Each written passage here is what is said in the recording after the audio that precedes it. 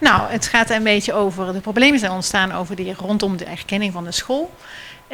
Nou, in principe werkt het zo, als je een particuliere school opricht, dan moet je eerst contact opnemen met de onderwijsinspectie in Nederland. Dat hebben wij in augustus 2018 gedaan. En we zijn toen de hele traject ingegaan. We hebben alle procedures gevolgd.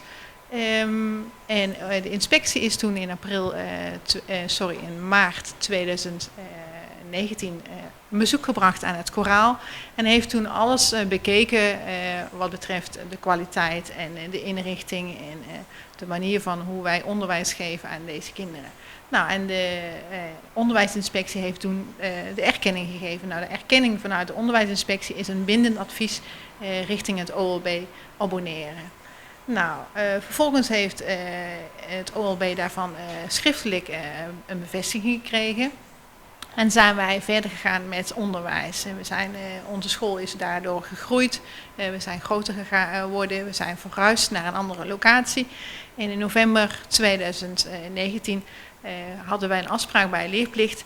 Waar toen werd gezegd dat het niet klopte dat wij niet erkend waren als school. Nou goed, daar was wat onduidelijkheid waar dat dan lag. En de mensen bij Leerplicht waren in de veronderstelling dat er nog meer nodig zou zijn dan alleen die ene erkenning. Nou ja, goed, we hebben dat uitgezocht. We zijn daar ook mee naar onderwijsinspectie weer in Nederland geweest. Nou, dat bleef eigenlijk een beetje in het onduidelijke hangen. Nou, uiteindelijk zijn we in januari met gedeputeerde Nina Den Heijer in gesprek gegaan. En daarin werd gezegd van oké, prima. Daar is nog iets niet helemaal in orde. Dat komt goed, maar wij gaan zorgen dat we in de loop van de tijd naar een oplossing gaan zoeken. Nou, die oplossing is er niet gekomen, want we zijn de week daarna moesten we bij Leerplicht komen. Maar daar werd gezegd dat wij illegaal bezig zouden zijn.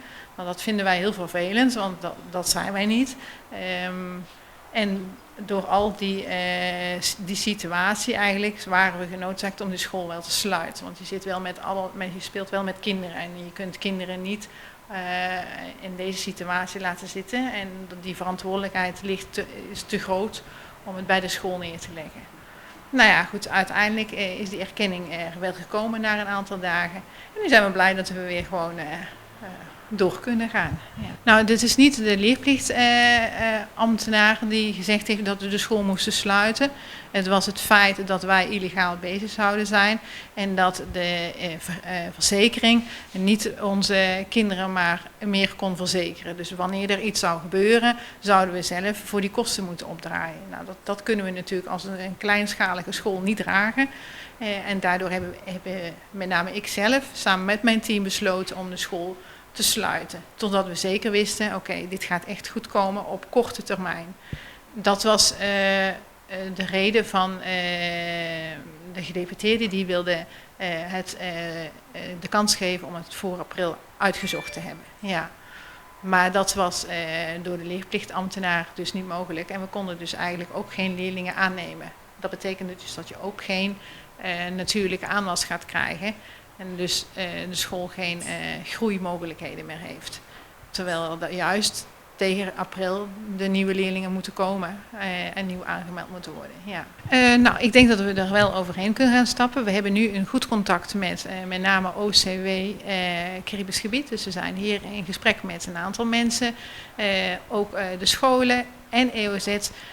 We willen onze krachten weer bundelen. We willen zorgen dat er een oplossing komt voor deze kinderen. Dus ik zie de toekomst voor het koraal wel heel positief. Ja. En ik denk dit heeft ons uiteindelijk ook wel weer wat dichter bij elkaar gebracht. Ja. Tuurlijk, kinderen kunnen weer inschrijven, ouders kunnen hun kind weer aanmelden. Maar ook scholen kunnen natuurlijk ook contact met ons zoeken. We zijn op dit moment wel aan het zoeken naar nieuwe leerkrachten. Maar ook daar hebben we weer hoop in dat het er wel gaat komen. Dus het ziet er wel goed uit voor het koraal. Ja. Je kunt op de website kijken. We hebben een mooie nieuwe website, www.hetkoraalboneren.com. Of je kunt bellen naar ons telefoonnummer 786-4977. Of mij een mail sturen van hetkoraalboneren@gmail.com.